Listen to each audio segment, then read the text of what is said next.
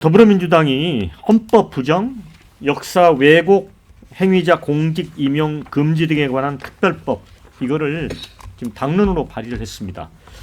일제 침략, 식민 지배를 두둔하거나 친일, 반민족 행위를 미화하고 정당화한 사람은 공직에 임명되지 못하도록 하겠다 이런 내용인데요. 민주당 의원 전원이 이제 발의에 참여를 했고요. 대표 발의자는 이제 김구 선생의 증손자 김용만 의원입니다. 이런 얘기를 했습니다. 최근 일제 식민 지배를 정당화했던 인사가 독립기념관장에 임명되는 일이 벌어졌다.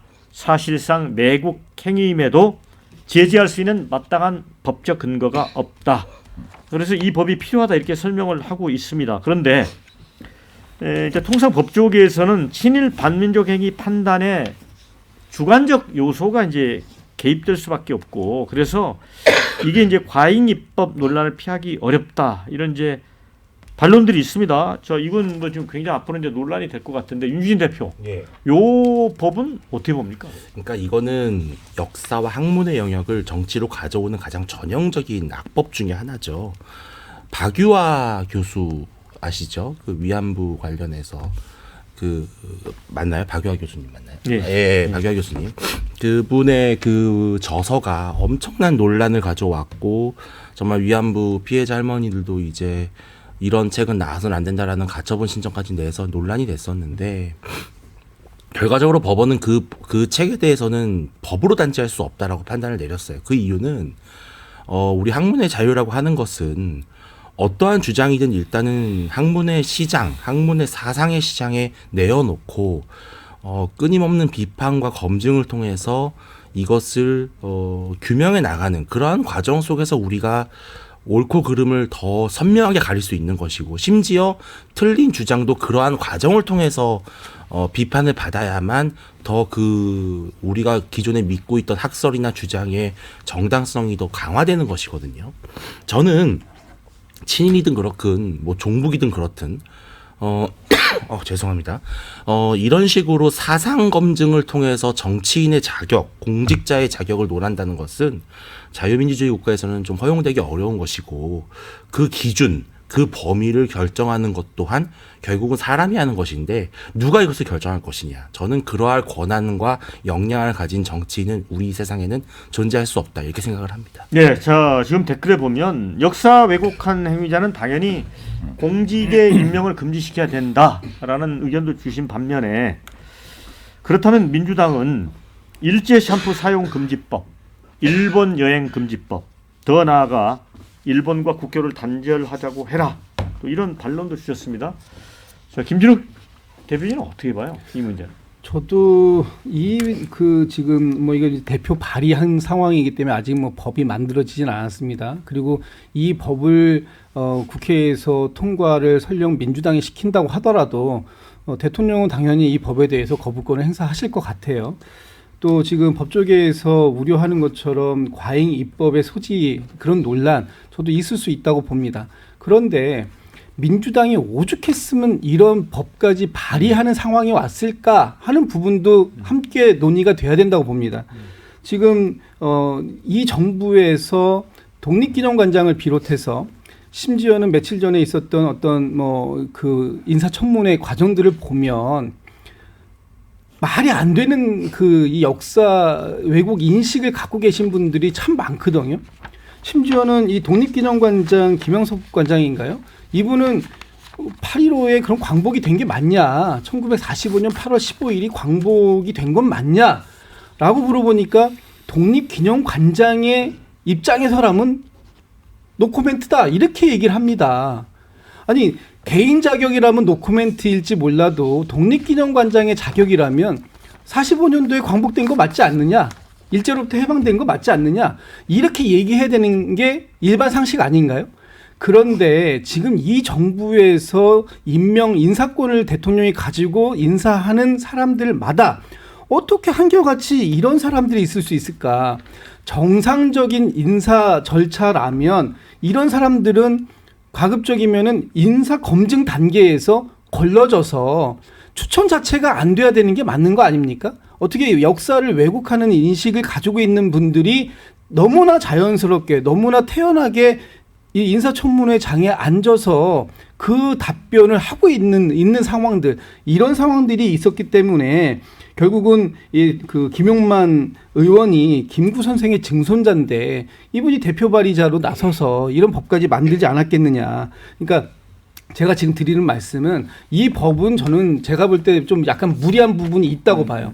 어디까지를 그러면 재단할 거냐, 여기까지는 되고 여기서부터는 안 된다는 거냐, 이런 부분들이 굉장히 좀 주관적일 수 있다라는 측면도 있습니다만 정상적으로 정부가 인사검증을 할 때 이런 부분들, 역사에 대한 인식이 왜곡되어 있는 분들은 걸러주는 게 맞다. 그런 부분을 지금 이 정부는 못하고 있다. 여기까지 말씀드리겠습니다. 네, 저희 프로그램이 이제 이 팩트에 기반해서 성역 없는 토론을 하는 게 모토이기 때문에 이 법안이 어떤 법안인지 그 내용을 좀 이해를 돕기 위해서 좀 소개를 해드립니다.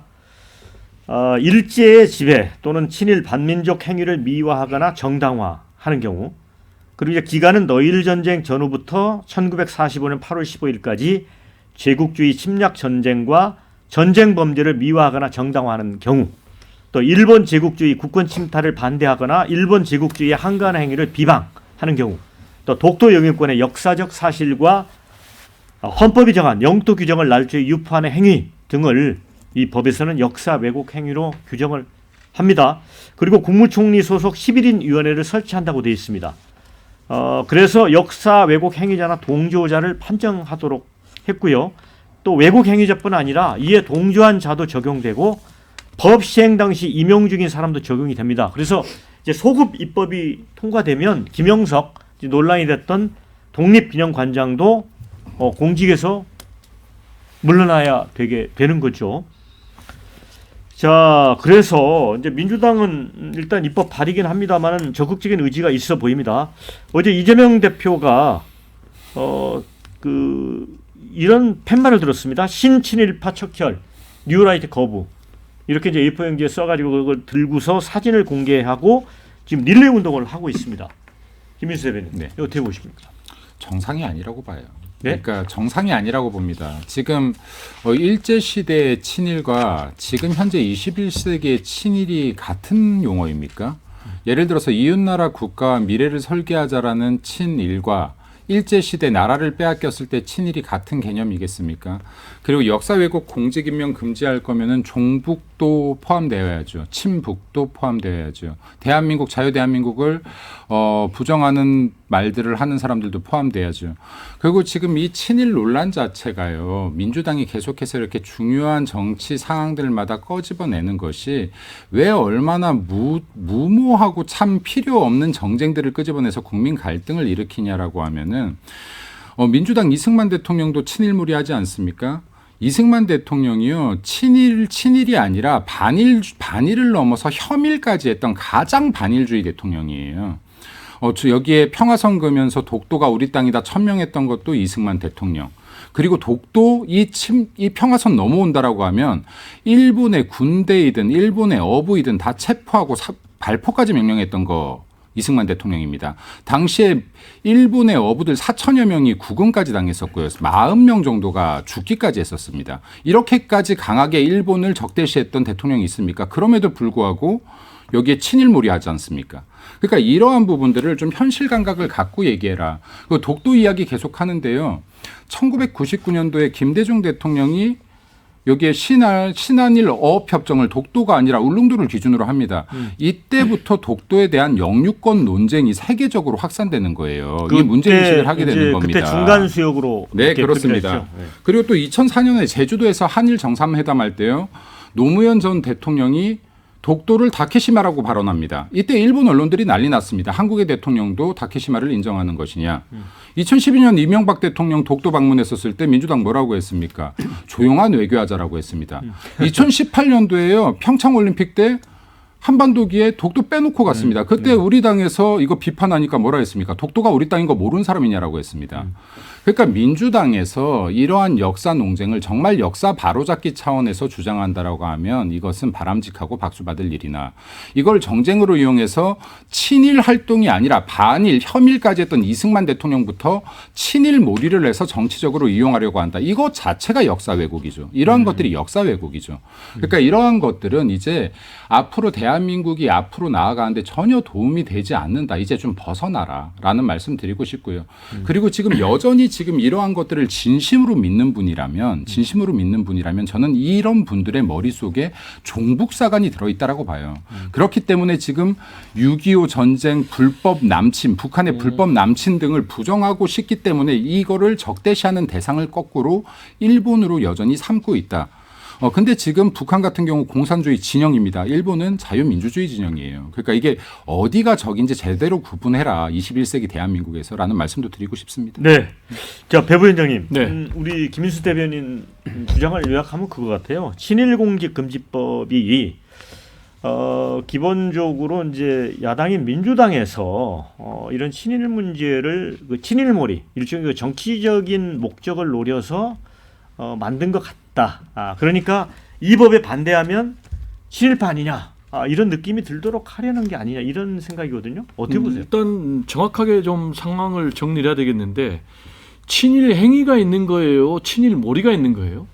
친일 행위들이 계속해서 잇따르고 있으니까 여기에 대해서 문제 제기를 하는데 친일 행위에 대해서는 전혀 언급하지 않고 친일 몰이만 하고 있다라는 그런 논리 전개는 전혀 수용할 수 없고요. 지금 우리 김민수 대변인이 이런 친일몰이는 정상이 아니다라는 논리로 얘기를 했는데 자 그러면 8.15 광복절을 부정하는 것은 정상입니까? 일제침략을 정당화하는 것은 정상입니까? 그리고 임시정부를 부정하는 것은 정상입니까? 독도 영유권을 부정하는 것은 정상입니까? 완전히 비정상적인 일들이 벌어지고 있잖아요. 방통위원장은 일제 위안부의 강제성에 대해서 언급하지 않겠다라고 청문회에서 공개적으로 얘기를 했어요. 그리고 독립개정관장은 일제시대 때 우리의 국적은 일본이다. 이런 사람들이 지금 버젓이 공직에 있으면서 지금 국민들의 혈세로 급여를 받고 있는데 여기에 대해서 제가 볼 때는 법적으로 제동을 걸지 않으면 제1야당 민주당은 있을 필요가 없다. 그리고 우리 역사를 보면요. 실제로 반민족행위 처벌특별법이 있었어요. 그리고 반민특위도 거기에 구성이 됐고 그리고 독일 같은 경우도요. 반나치 법안이 지금도 있습니다. 그래서 독일 헌법에 위배되는 나치의 단체를 사용하는 것을 금지하도록 돼 있고요. 이거를 위반하면 3년 이하의 징역에 처벌하도록 돼 있습니다. 학문의 자유, 사상의 자유, 표현의 자유는 존중이 돼야 됩니다. 그런데 국가의 존립을 해치는 그런 것까지 학문의 자유, 사상의 자유는 아니죠. 역사를 왜곡하고 우리 영토의 영유권을 부정하는 이런 것까지 학문의 자유, 사상의 자유, 표현의 자유는 아니죠. 당연히 입법에서 제동을 걸어야 된다고 생각을 합니다.